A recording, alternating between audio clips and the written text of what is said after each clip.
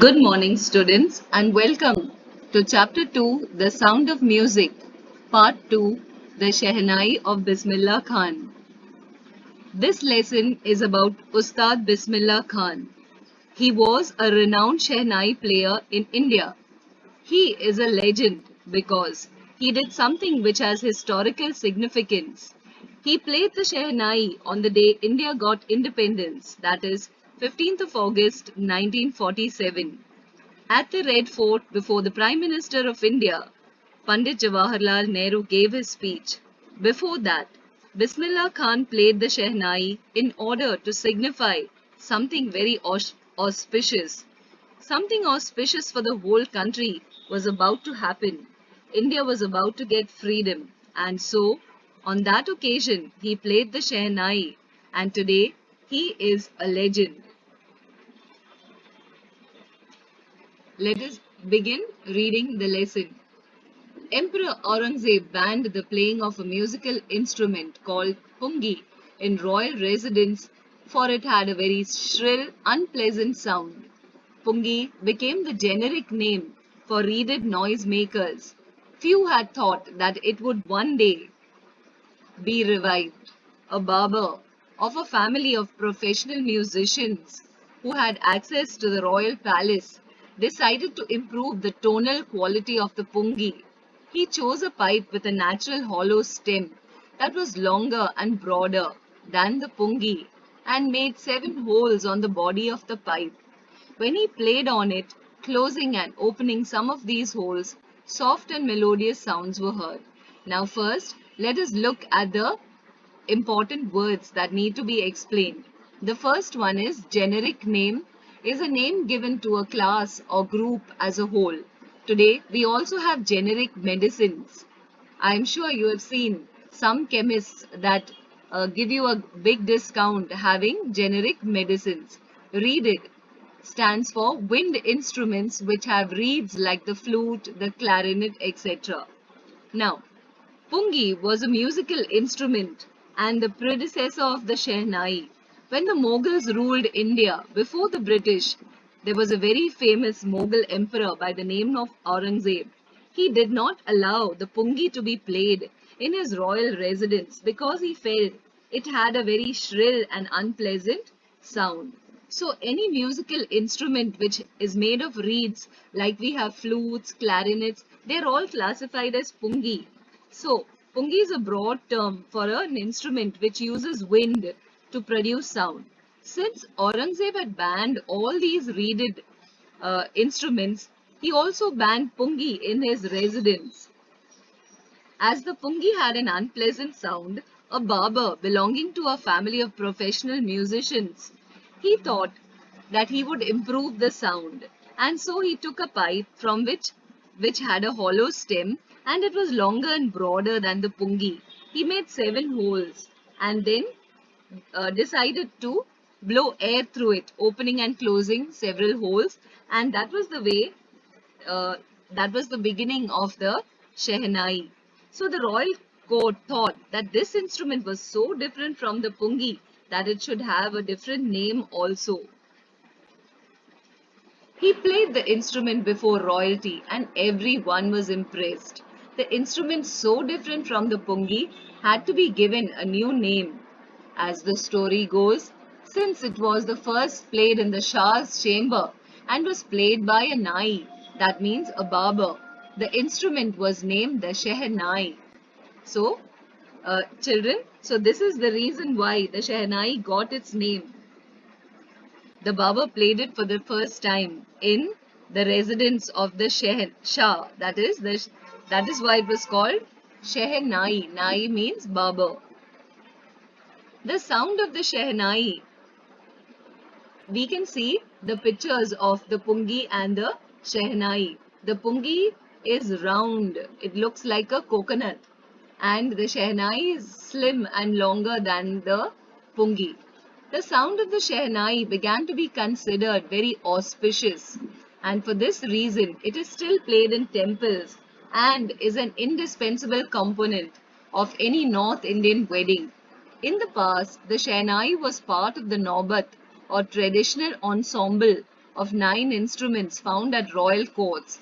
Till recently, it was used only in temples and weddings.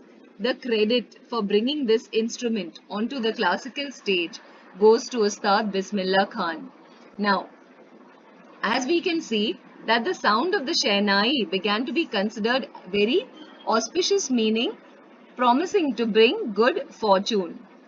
Then the word indispensable means without which piece of work nothing can be done, and the word ensembles is pronounced as ensemble. Okay, so here it means things which are considered as a group. The sound which was produced by a Shehnai was considered to be a good omen, and so it was played on very good occasions like in temples, at weddings, and the credit for bringing this instrument onto the classical scene goes to Ustad Bismillah Khan. Then, as a 5-year-old, Bismillah Khan played Gilli Danda near a pond in the ancient estate of Dumraon in Bihar. He would go regularly to the nearby Biharji temple to sing the Bhojpuri Chaita, at the end of which he would earn a big laddu weighing 1.25 kg, a prize given by the local Maharaja. This happened 80 years ago, and the little boy has traveled far to earn the highest civilian award in India, the Bharat Ratna. So, as a little boy, he lived in an old estate named Dumrao in present-day Bihar. He used to play Gilli Danda, which is an old sport similar to cricket. Now, when he went to the nearby temple, although he was a Muslim, he would go there and sing this song, Chaita, in the Bhojpuri language. Bhojpuri is a language which is spoken in an area of Bihar. When he would finish reciting the song, he would get a very big laddu, which was more than, it was like a kilo and a quarter uh, in weight. And this prize was given to him by the local Maharaja for singing the song so beautifully. And this happened more than 80 years ago. Born on 21st March 1916, Bismillah belongs to a well-known family of musicians from Bihar.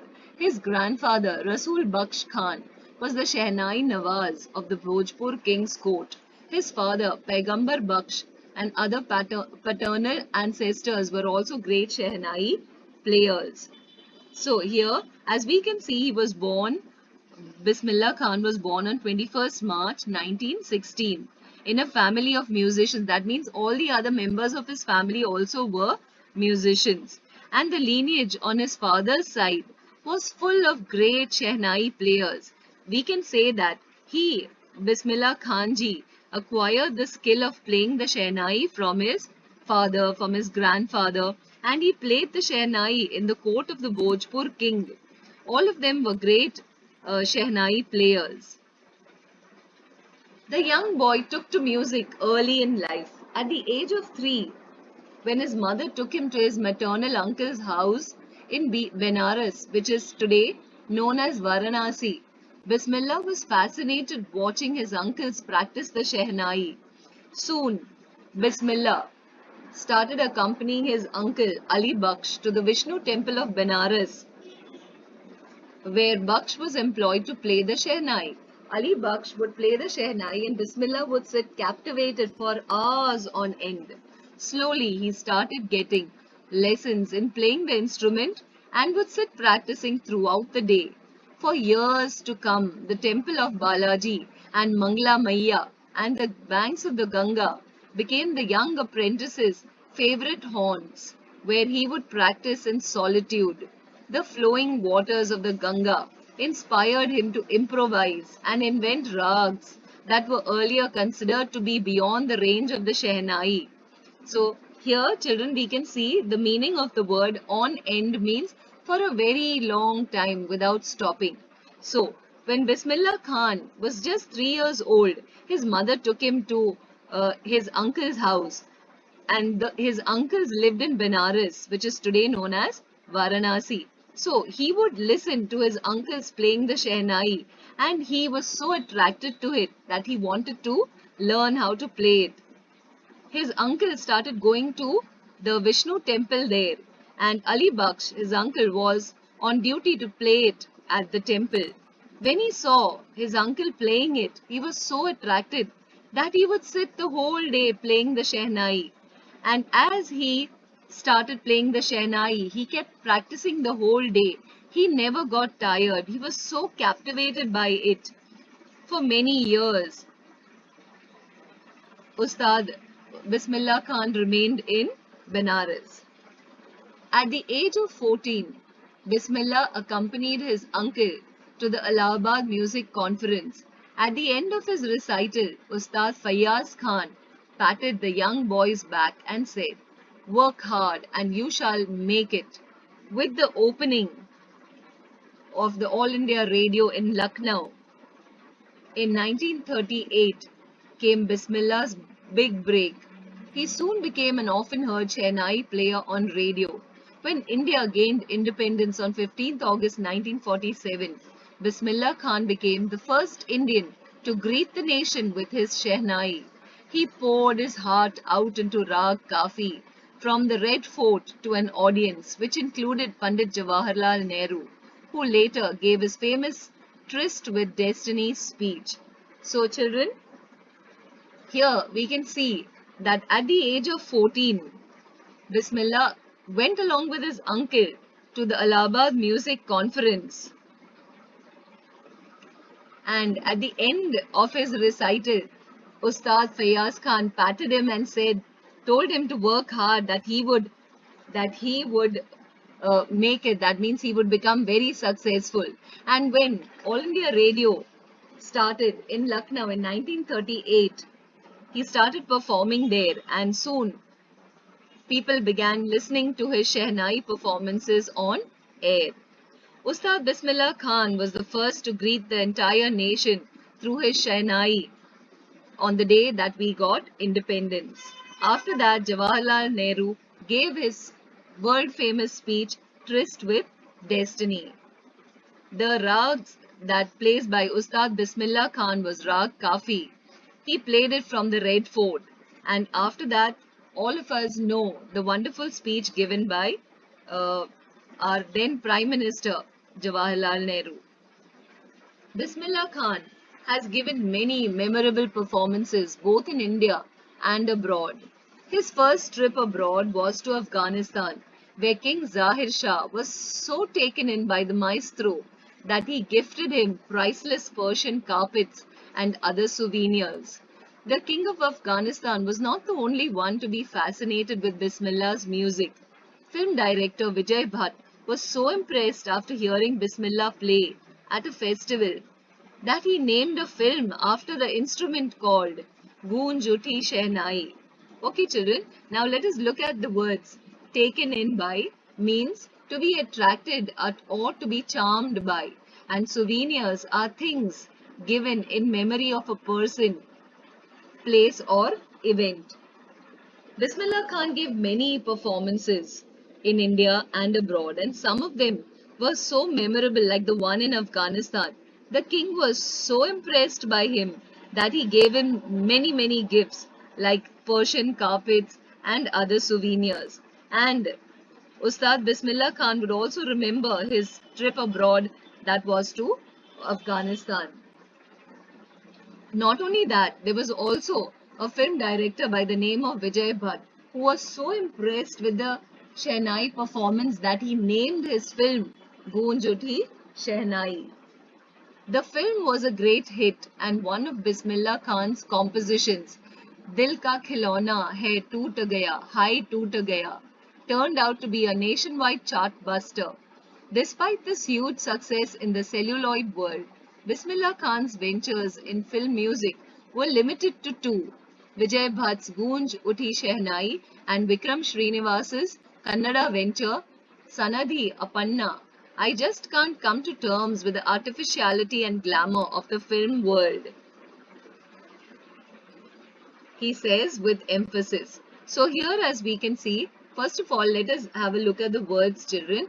Chartbuster means a record breaker. That film had broken all records in India, and celluloid is a very old-fashioned way of talking about films. So there were many other people who were attracted to the music of the Shehnai, and a film made by Vijay Bhatt. He named it Goon Juthi Shehnai. There was also a song in the movie which was Dil Ka Khilona Hai Toot Gaya. That was composed by Ustad Bismillah Khan, and it became a chart buster. It broke all records. Although the song was a chart buster, Bismillah Khan got a lot of success in this film, but in his entire life, he composed music only for two films. The name of the movies were Goon Chutti Shehnai, made by Vijay Bhatt, and a Kannada movie by the name of Sanadi Appanna by Vikram Srinivas.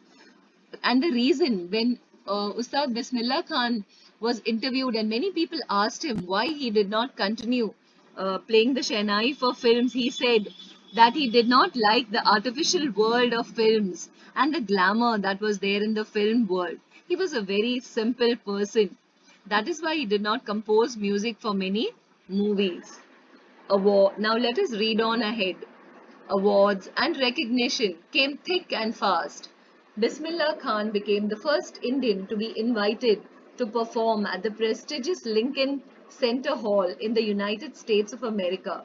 He also took part in the World Exposition in Montreal, in the Cannes Art Festival, and in the Osaka Trade Fair. So well known did he become internationally that an auditorium in Tehran was named after him, Tahar Mausiki Ustad Bismillah Khan.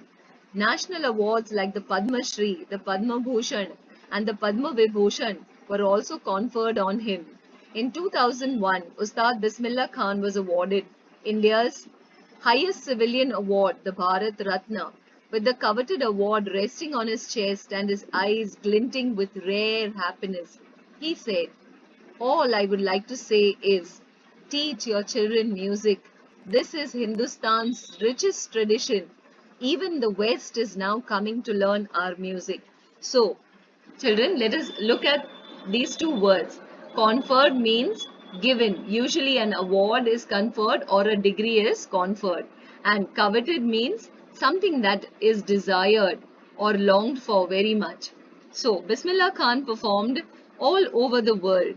He performed in the United States, he performed in Montreal, in Australia, in the World Exposition. He also performed in Japan at the Osaka Trade Fair.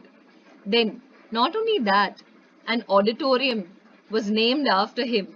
Tehran, which is located in Iran, was means the auditorium has been named after him. Ustad Bismillah Khan has been awarded many national awards, and he was given India's highest civilian award, the Bharat Ratna, in 2001. When he got this award, his eyes were shining with a rare happiness, and he gave a very important message to the country. He told all Indians to teach music, Indian music, to their children because music is the richest tradition of India. He said that even the Western countries wanted to learn India's music. So let us read on ahead. In spite of having travelled all over the world, Khan Saab, as he is fondly called, is exceedingly fond of Benares and Dumraon, and they remain for him the most wonderful towns of the world. A student of his once wanted him to head a Shehnai school in the USA, and the student promised to recreate the atmosphere of Benares by replicating the temples there. But Khan Sahib asked him if he would be able to transport the river Ganga as well. Later on, he is remembered to have said, "That is why whenever I am in a foreign country, I keep yearning to see Hindustan. While in Mumbai, I think of only Benares and the holy Ganga.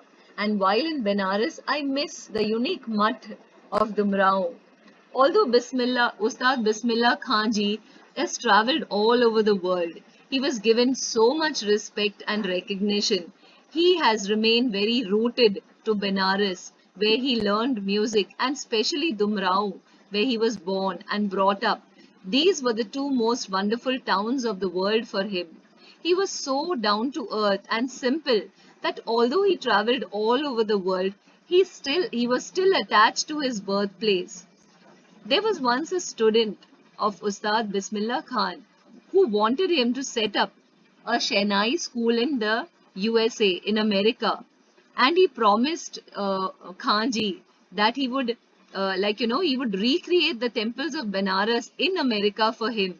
But Bismillah Khanji asked him if he would be able to carry the river Ganga there also.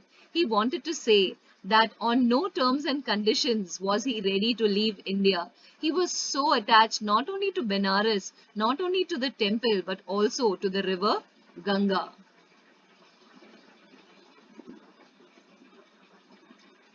Now, here uh, in blue, we can see there's a small little excerpt taken from the Reader's Digest of October 2005.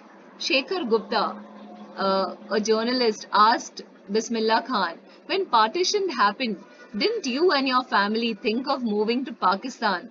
And let us listen to Bismillah Khan's answer. God forbid. Me leave Benares? Never.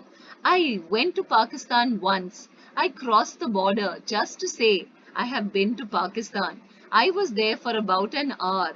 I said namaskar to the Pakistanis and salam alaikum to the Indians. I had a good laugh. So this was Bismillah Khan. When he was asked whether he wanted to go to Pakistan, he said no. On no on no condition would he ever leave India. He was so much in love with Bihar, with Dumrao, with Varanasi, and the temples there that he said that he went to Pakistan once, but he stayed there only for 1 hour and he said namaskar to the Pakistanis and salam alaikum to the Indians.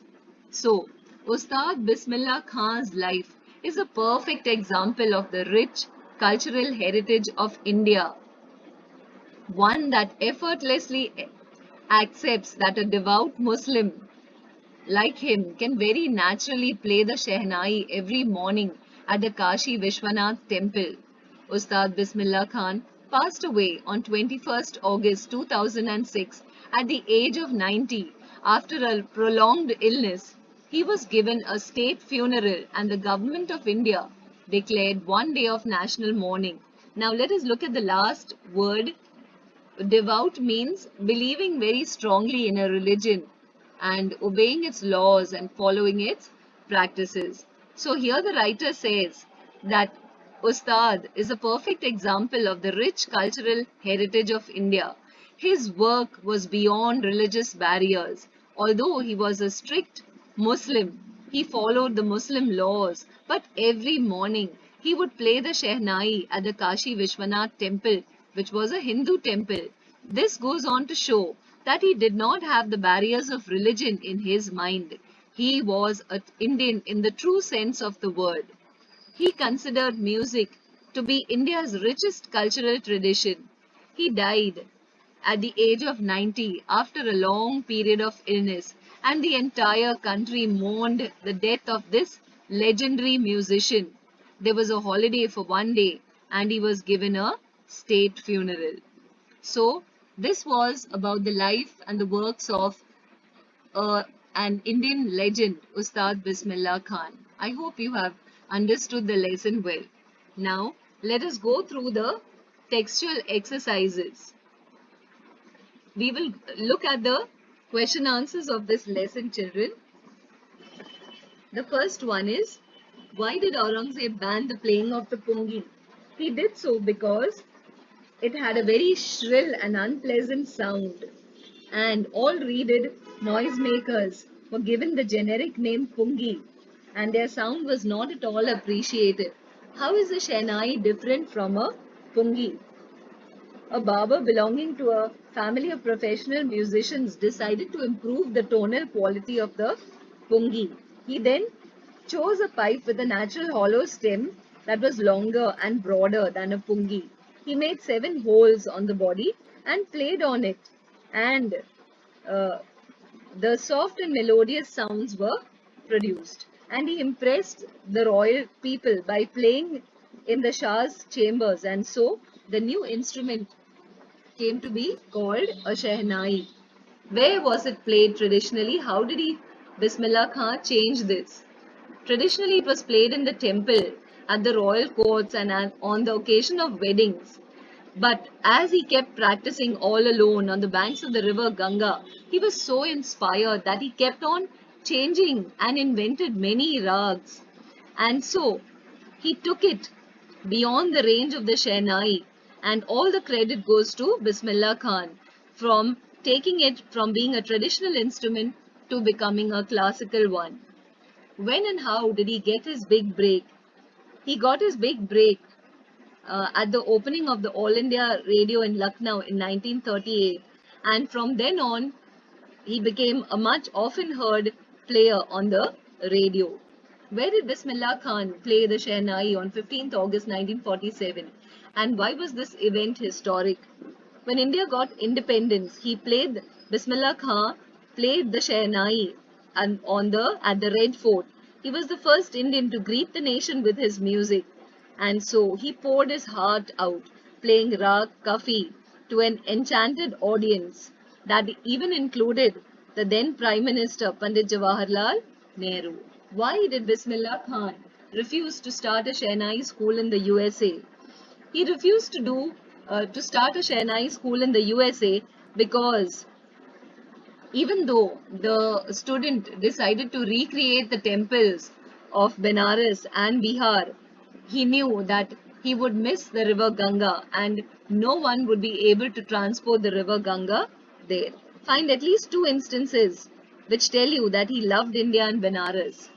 Well, Bismillah Khan loved India and Benares from the bottom of his heart. Whenever he went abroad, he would miss Hindustan. Even while he was in Mumbai, he would think of Benares and the river Ganga when he was there. He remembered the unique mutt of Dumrao. And secondly, even though he was given an offer to head a Shehnai school in America, he refused. These instances tell us that he loved India and Benares greatly. Now, let us look at the exercises that are there thinking about the language. Evelyn, complete the following sentences beginning with a to form of the verb, that is an infinitive. So here children, the school sports teams hopes to win the trophy. We would all want to be happy. They advise the hearing impaired child's mother to take her to a specialist. The authorities permitted us to go home. A musician decided to play the harmonium.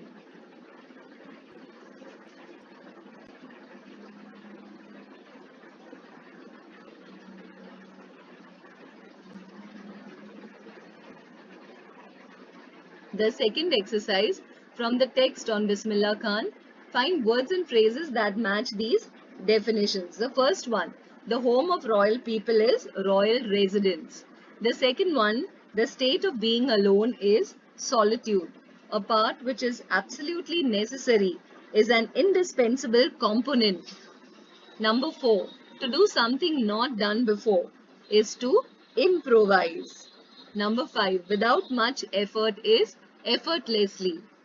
Number 6, quickly and in large quantities. Quickly means thick and in large quantities means, quickly means fast and in large quantities means thick. Then the next one, take the right answer.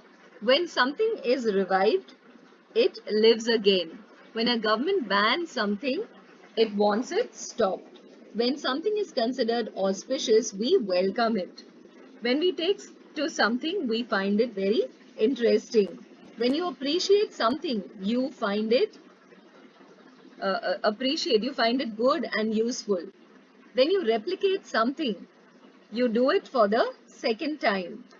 When you come to terms with something, it is no longer upsetting because you have accepted it. Now, dictionary work. The sound of the Shehnai is auspicious. Now, the auspicious sound. is heard at marriages. The adjective auspicious can occur after a verb, as in the first sentence, or before a noun, as in the second one.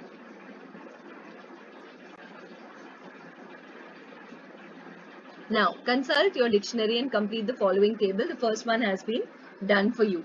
Indispensable.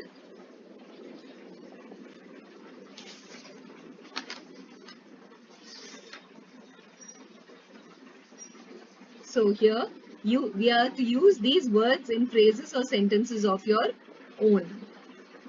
So this is for you to do it for self-study, for yourself, and the speaking exercise is not to be done.